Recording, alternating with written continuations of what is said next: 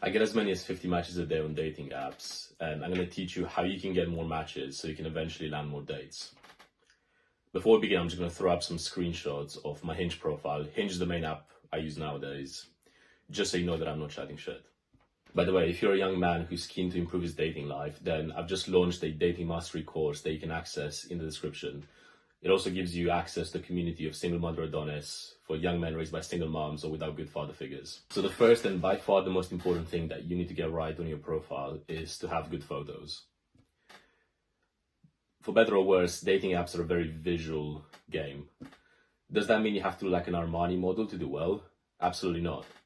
But what it does mean is you actually need to put thought into the photos that you select on your profile. You can't have dumb pictures of you doing silly things with your boys on there. So what sort of photos should actually be on your profile? You should have a shirtless photo.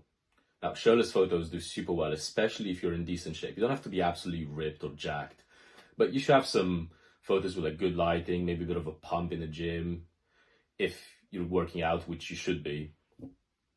And yeah, just get one with a good angle that you can throw up on there.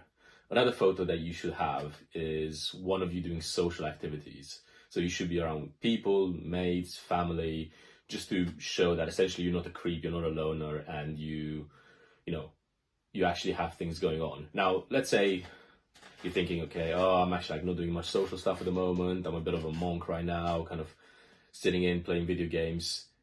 Go out and do some shit, okay? Just go experience life, invite your friends out for dinner, go on a holiday, go on a family vacation, try out a new like martial arts class, meet people, and have some group photos that you'll eventually get from just being around them, and then put them on your profile. Another photo that is good is one with pets, like just to show that you have like a caring side, and if you have a dog or a cat or something like that, or your friends do, then yeah, it can be a nice addition to your profile. You should also have a photo of you doing a cool activity. Like if you, for example, I do Muay Thai, there's a photo of me like training in sparring gear. If you've done skydiving, that can work really well. If you're a bit of a hiker, like you on top of a mountain, or you ride motorcycles. And again, if you think, I'm not really doing any of these things, then this kind of comes back to the self-improvement drawing board. Like go out and experience life and get that experience under your belt and become an interesting man that girls will actually find compelling and mysterious. So you've got your photos, you'll have like 5 or 6 at this point. You can also have like a normal portrait photo, and I recommend you have one where you're just kind of posing, not in a weird way, but try and maybe look away and don't really not smile. The photos where the guy isn't smiling seem to do a lot better, according to like research from dating apps. So yeah, have one where you kind of like have that brooding expression, just basically try and be like a bit of a model. I know it sounds cringe, but yeah, try and pose for one of your photos. They should also be good quality. So at the very least, you need to have one on the latest iPhone, Samsung, whatever phone you're using. Just make sure they're clear photos. Ideally, you'll have them done with a professional camera. Maybe, if you can't afford a proper photo shoot, maybe that's too much right now for you. Just get your friend who's got a camera and who's getting into photography and get them to take a few photos one day and, buy them a beer afterwards. So now you've got your photos and, you put them on your profile and then you're ready for the next step. The second thing you have to get right is your bio. Now, I'm not going to go into exactly what you should write and how to be witty, because you need to have your own personality shine through here. But one thing I love to use is prompts. So, for example, on Hinge, they'll have prompts that you can select from the drop down when you set up your account. One of them is 2 truths, 1 lie, which seems to get a lot of involvement from girls. They'll often give me a like by replying to that comment. So, I'll put something like 2 truths saying, I've got a twin, I've lived in 5 countries, none of them are true, and Shrek 1 is better than Shrek 2. So that's actually one I use. Shrek 1 is better than Shrek 2. And then they'll comment on that and say, that's the lie. And bro, I hope if you're watching, you agree that that's the lie. But yeah, just have some prompts. Another one is, teach me something about, and you'll say like a hobby or In my case, I just put, teach me something about your mom's cooking. Actually, my mate came up with that and he thought it was funny. But just something that he can react to and it can start a conversation. It doesn't really matter what you say. So have a think about what you want to put on there, and after you've done your photos, and write up your bio, and then move on to the next step. The third tip is that you shouldn't blind swipe. So I've been guilty of this. I remember the first time I got Tinder. Yeah, I had Tinder and Bumble and I was back in university. And I paid for the premium version, so that gave me unlimited swipes, unlimited likes. And I remember I would have these intense, like 5-10 minute bursts of just blind right swiping all the girls, right? Because the strategy was, and I'm sure you've probably done this at some point, is yeah, okay, I'll just put the likes out there, see who I get, and then I'll filter through all the unattractive girls later. But but apparently, and I don't know how the algorithm works. Of course, it's kind of kept under wraps by these dating app companies, but it could mess up the algorithm to the point where your profile just isn't shown to girls, or it's shown very far down the list, so they'll have to swipe through dozens of guys before they get to you, which obviously lowers your chances of getting a like and a match. And so I wouldn't take the risk. I wouldn't blind swipe. I would actually, if you're going to sit down and you're going to filter through girls, be authentic and say, am I actually going to want to see this girl if I match with her? Imagine she said yes to a date. Do I really want to see her? Is she really that attractive? Just to keep the algorithm from fucking you over. If you've ever seen a woman swipe on dating apps, it's very interesting. It's so different from us guys. They will literally, they'll look at a profile for a few seconds, left, and then they might stop on one, consider it, and then they'll just swipe left anyway. So there are very few guys that actually swipe right on. But yeah, your strategy, don't mess up the algorithm by just blind swiping to the right. The next tip is to use the travel mode on these apps. So by travel mode, I mean you can set your location to anywhere in the world, no matter where you are at that point in time. Now, for most apps, the free version will only allow you to swipe within the radius of your current location. So if you're in London, in the UK, you have to have your pin in London, and then you can set a radius up to, say, 90 and 100 miles, but you can't go to Africa or the US.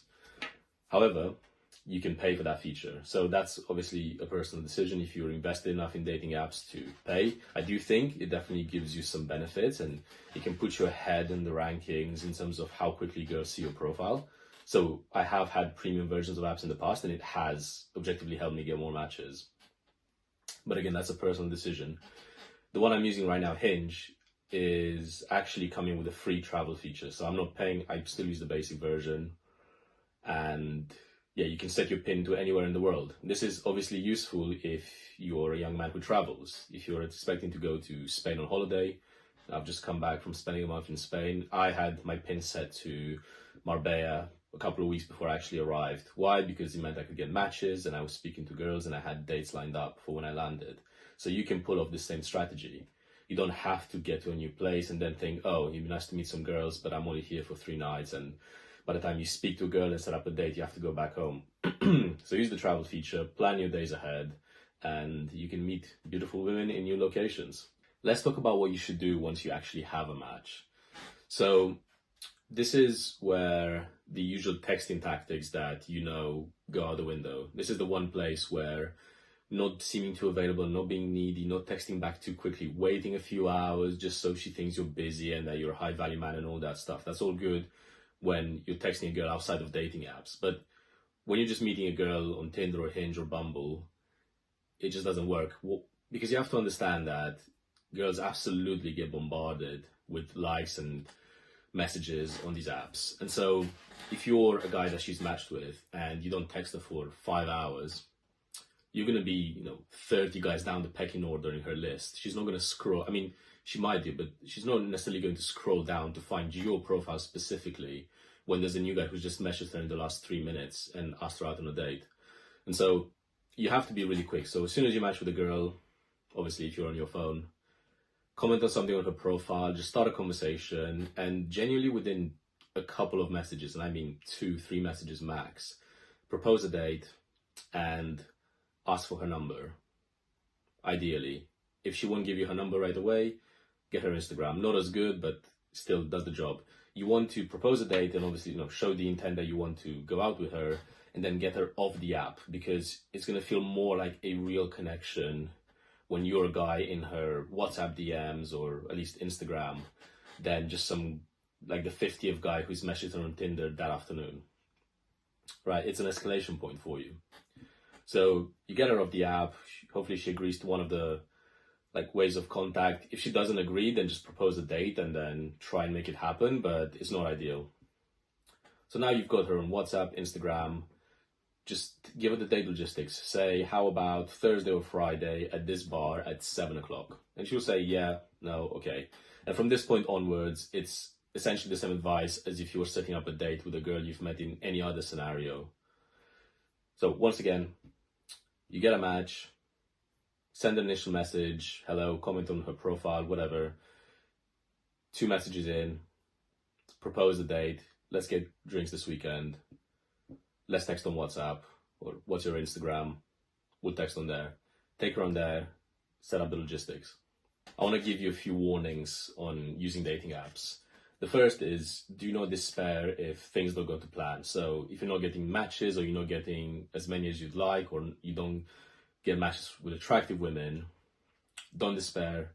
Keep grinding on your self-improvement. Keep going to the gym, getting in shape, taking better photos, and just give it time, because as your life improves, the life that you can show packaged in this dating app profile is also going to be more and more appealing to women.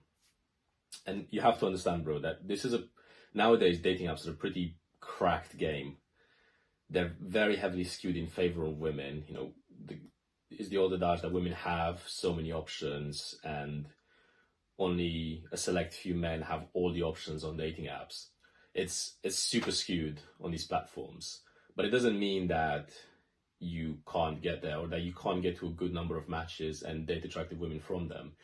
You just, again, need to invest in your photos, invest in your bio, and give it time.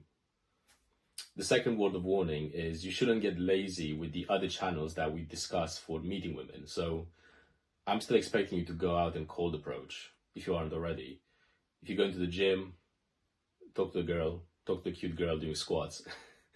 If you go to a cafe and you see a nice girl, if you see the waitress, speak to her. Ask for her number, propose coffee, propose a date.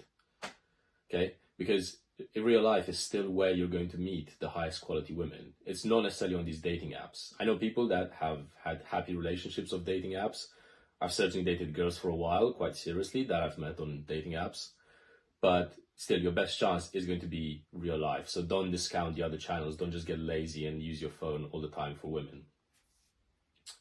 The third warning, is that these apps can be very addictive, whether you're doing well on them or not. So if you're not doing well, you're always thinking and obsessing over it, checking your phone, seeing if you've got a like, if you've got a match, because you're so desperate, right? You're in that scarcity mindset of looking to get more women. And this is why an abundance mentality is super healthy and super helpful. And I've made a previous video on this that you can check out in the channel.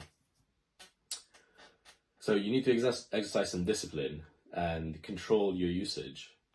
Conversely, if you're doing super well, you're getting loads of matches, loads of likes, there's, I've been experiencing this. There's always this novelty factor that, like a new woman, new girl, oh, she's hot, oh, look at that, she's in a bikini, or she's always so close to me, like I can take her out on a date. You're spending so much time messaging these women and liking photos and getting matches, and it can basically make you addicted to your phone.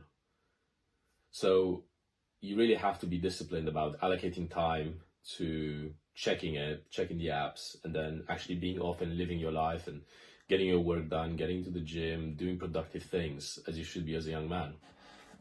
So the best system I found for this is to literally set aside times of the day where you're going to be able to check these apps. So maybe you check them once in the morning, once in the afternoon, and then once at night, once in the evening. I'm still disciplining myself to stick to this. Sometimes it bleeds into my other working hours, but I'm working on it. So don't let this affect your productivity overall, because it's not worth your progress as a young man.